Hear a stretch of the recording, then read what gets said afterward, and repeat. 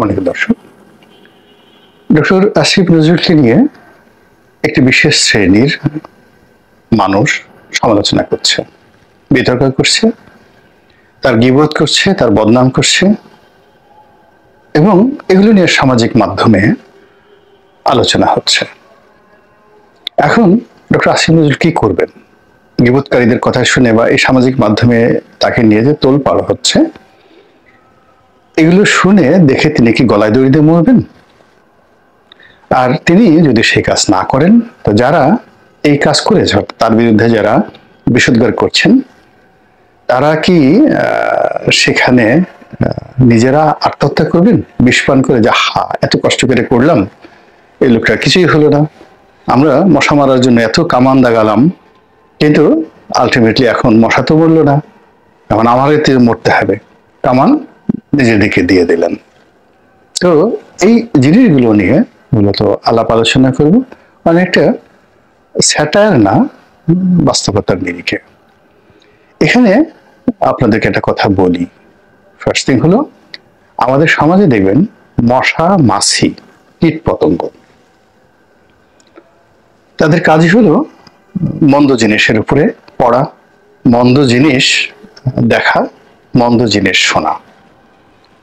আবার ভালো ভালো প্রাণী যেমন প্রজাপতি, কোনো অবস্থাতে আপনি তাকে ফুলের বাইরে নিতে পারবেন, ও ফুলই দেখবে। আপনার রাজহংস, কোনো অবস্থাতে তার গায়ে কাদা লাগাতে পারবেন না, আল্লাহ তাকে ওইভাবেই তৈরি করেছে।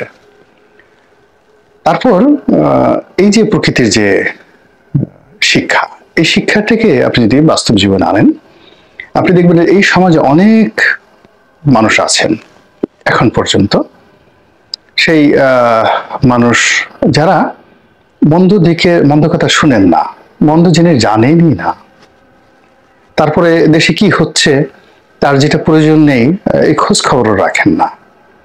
আর কিছু লোক আছে যার কোনো কাজকর্ম নেই, সে বসে বসে সারাদিন গীবত করছে, খারাপ কাজ করছে, মন্দ কাজ করছে, তারপরে শেষে অপ্রয়োজনীয় সময় ব্যয় করছে। এরকম একটা বিশাল শ্রেণী রয়েছে। আবার তার সঙ্গে সঙ্গে কেবলই মাত্র ভালো কাজ নিয়ে ব্যস্ত আছে, এরকম লোকের সংখ্যা কিন্তু এই বাংলাদেশে কম নয়। আপনি এই সমাজে যেমন চোর আছে, ডাকাত আছে, গুন্ডা আছে, বদমাশ আছে, তার সঙ্গে সঙ্গে আবার অলি আল্লাহ আছে, গাউস কুতুব আছে, পীর আছে, মাশায়েখ আছে। মসজিদে যাচ্ছেন, নামাজ কালাম পড়ছেন, নিজের কাজ করছেন, নিজের খাবার খাচ্ছেন, মানুষকে সহযোগিতা করছেন। এবং আশ্চর্য ব্যাপার হলো, এরকম অনেক বড় শিক্ষিত পণ্ডিত ব্যক্তি আছেন, তিনি 30 বছর 40 বছর মহল্লায় থাকেন, কিন্তু তার মহল্লায় যে একটা ছিনতাইকারী আছে তিনি জানেনই না।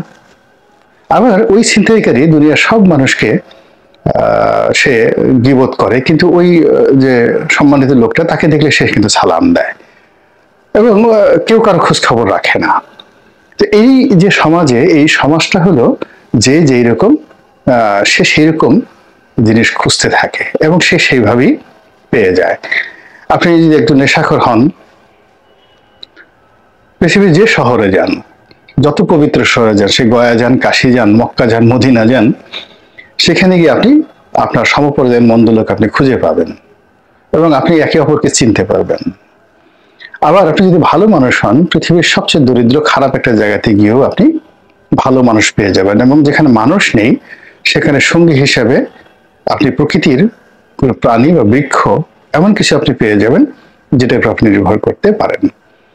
যার জন্য ডক্টর আসিফ নজরুলকে নিয়ে যা কিছু হচ্ছে, আলাপ আলোচনা হচ্ছে, আমি নিজের ব্যক্তিগতভাবে হালকাভাবে আমি তার পক্ষে যে সকল কথাবার্তা অনেকে বলছেন, সাংবাদিকরা, গুণীজনরা, আমি সেই কথাগুলো শুনেই আমি কথা বলছি। কিন্তু তাকে নিয়ে যে সকল ভিডিও তৈরি করা হয়েছে, বদনাম করা হয়েছে, বিশ্বাস করেন আমি এই ধরনের ভিডিও দেখিই নেই, মানে একেবারে যাকে বলে শিরোনামও দেখিনি এবং আমি দেখবো না। আমার নিজের সম্পর্কে যে সমস্ত যাকে বলে, আমি তো আজকে নয়, ধরুন আমি যখন এমপি হলাম 2009, 10, 11, 12, এই কয়টা বছর, প্রথম আলো, কালের কণ্ঠ, যুগান্তর, সমকাল থেকে শুরু করে সবগুলো প্রথম শ্রেণীর পত্রিকা, এমন কোনো দুর্নাম এবং বদনাম নেই আমার বিরুদ্ধে করেনি।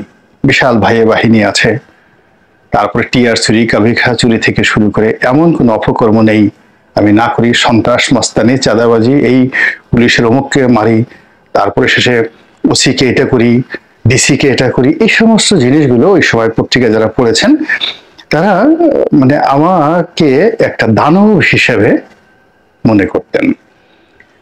এখন এটা আমার জীবনে কি হলো?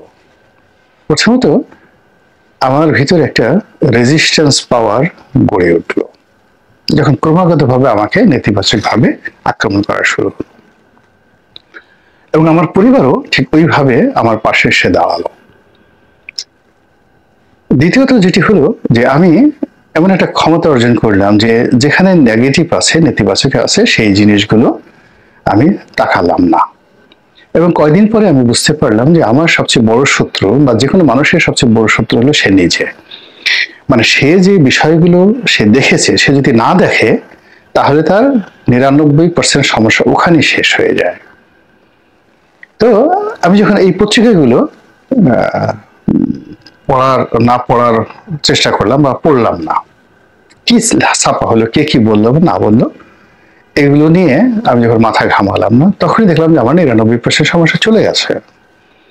আর পত্রপত্রিকাগুলো যখন 2 বছর 3 বছর এগুলো করতে করতে করতে করতে তারা যখন ক্লান্ত হয়ে গেল এবং তারা ওই বিভিন্ন দুর্নীতি দমন কমিশন থেকে শুরু করে থানা, পুলিশ, প্রশাসন বিভিন্ন জায়গাতে এগুলো কপি দিয়ে যাওয়া হয়, সবকিছু চেষ্টা করে যখন কোনো কিছু খুঁজে পেল না, সংগতক্রমে তারা একেবারে মুখ থুবড়ে পড়ে গেল।